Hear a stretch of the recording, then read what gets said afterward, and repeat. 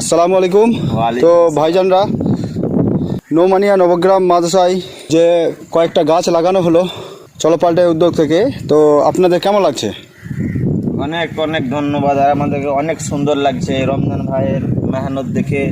আর এই দিনের বেলায় দুপুরবেলায় গাছ লাগিয়ে বেড়াচ্ছে এই নবগ্রাম মাদ্রাসাতে।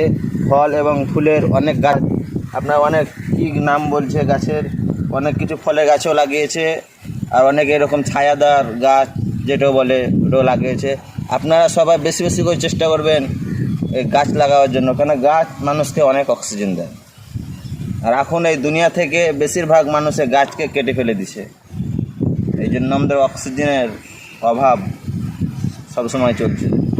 আপনারা সকলে চলো পাল্টার সাথে থাকুন। সত্যি রমজান ভাই খুব মেহনত করছে, আপনারাও এরকমভাবে গাছ লাগান।